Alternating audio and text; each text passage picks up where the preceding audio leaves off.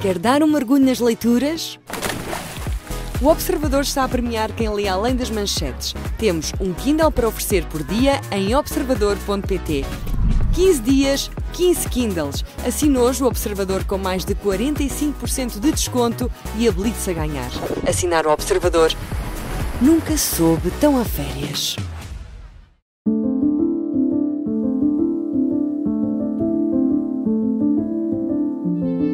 A relação médico-doente tem um efeito terapêutico. E as palavras têm mais efeitos secundários do que os medicamentos. Nós ainda nos lembramos de uma coisa que nos disseram há 10 anos atrás e não nos lembramos do efeito secundário de um medicamento que tomamos há 10 anos atrás. O que realmente me deu este caso, esta situação, foi a confiança de que, de facto, isto não é só os medicamentos, não são só os exames complementares de diagnóstico, é a relação que eu criei com o doente que faz a diferença no final do dia. É diferente eu telefonar-lhe a dizer: olha, vamos ter que alterar o dia da injeção, ou ligar um administrativo. Portanto, a relação que ele criou foi comigo e ele confia em mim.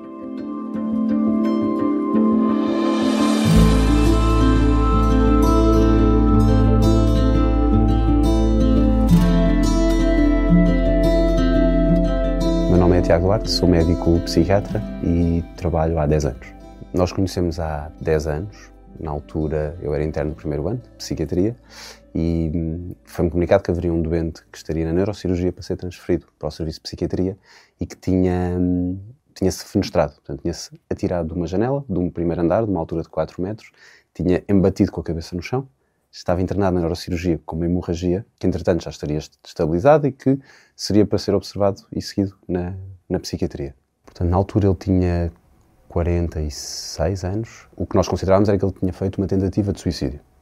Há vários motivos para as pessoas se suicidarem, e na altura achei que seria um quadro depressivo. Depois nós, não na primeira entrevista, mas depois fomos apurando ao longo do internamento, era que ele sentia-se em perigo, portanto havia uma ruptura com a realidade e interpretações erróneas das coisas que se associavam à volta dele, e ele começou a achar que havia carros na rua que o andavam a perseguir e atira-se da janela para fugir destes senhores que o podiam matar. Portanto, no fundo, ele ia-se matar antes que o matassem. Era por isso que ele se tentou suicidar e não por estar num episódio depressivo. Não estava deprimido, era muito, muito assustado. E tinha uma coisa, que são vozes de comando, é um termo técnico, que são vozes que nos dizem para fazer coisas, dão-nos comandos. E a voz diziam: atira-te, que é a única maneira de te safar.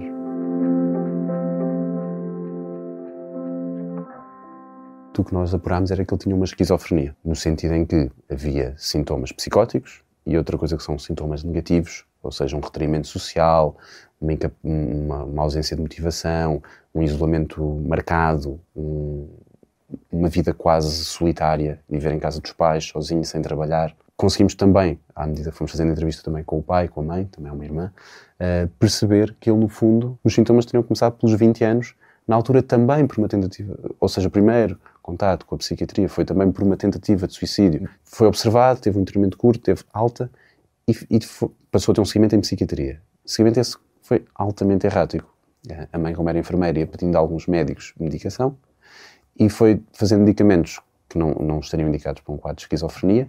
Eram benzodiazepinas, que são, no fundo, ansiolíticos, cujo objetivo é uma toma durante 2-3 meses e ele estava a tomar há 20 anos. Ou seja, ele estava desde os 20 anos a morar em casa dos pais, tinha frequência universitária, mas não acabou o curso e daí para a frente, começou daí para a frente, foi só para trás. Ou seja, não conseguiu autonomizar-se, nunca teve uma profissão estável, nunca acabou por ter uma relação também estável, nunca saiu de casa dos pais e cingiu-se a uma vida muito precária, muito deficitária, muito isolada, que se tivesse feito um seguimento mais regular seria diferente. No fundo, o que se verificava é que a mãe tem um tio que teria um diagnóstico de um quadro psicótico, não sei se era uma esquizofrenia, se era uma doença bipolar. E a mãe tinha muito medo que o filho fosse igual ao que ela achava que o tio era.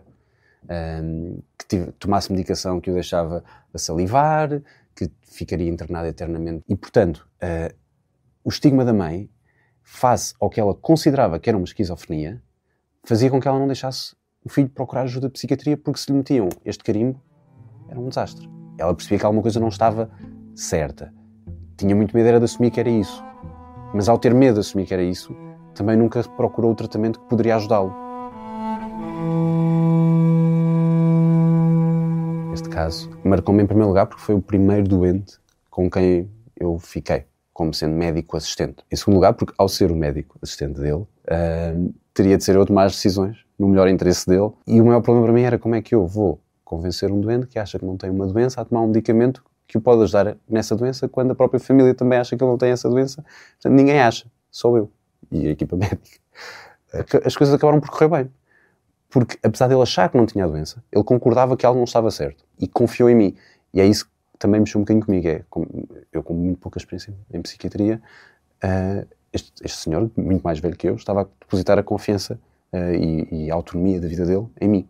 E isso acabou por mexer comigo e ao atribuir-me essa confiança, eu também senti que tinha que estar à altura da mesma. Ele é muito interessado em política, em ciência política, em direito, gosta muito de livros, e então começámos a debater livros. Na altura, um livro qualquer, o que ele estava a ler, eu comecei a ir mais por esse lado, porque eu percebi que se ele confiasse em mim, eu teria capacidade de conseguir ajustar a medicação, mesmo ele discordando.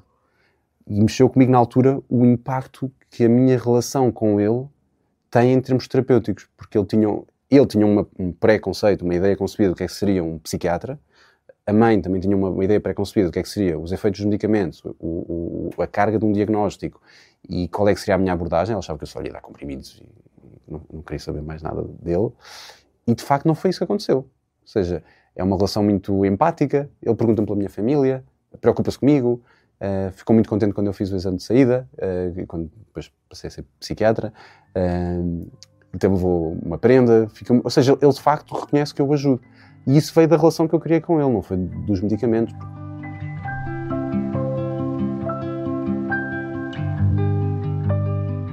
Estamos numa fase em que ele já está a fazer há 4 anos a medicação injetável, tem estado muito bem, agora está a ajudar numa oficina, a ir buscar peças que o senhor pede e assim. Ele sente-se útil e isso traz-lhe prazer, dá-lhe autoconfiança, dá-lhe sensação de cumprir uma utilidade para a sociedade que o faz sentir bem. Está confiante, tem uma relação e a mãe, atualmente, à data de hoje, 10 anos desde esse internamento, já concorda que ele de facto tem uma esquizofrenia. E concorda que a esquizofrenia não é o que ela achava que era. E acho que era aí que estava o busilho. Ela achava que era uma doença dilacerante, que não tinha tratamento e que não é. E através do filho ela também percebeu isso.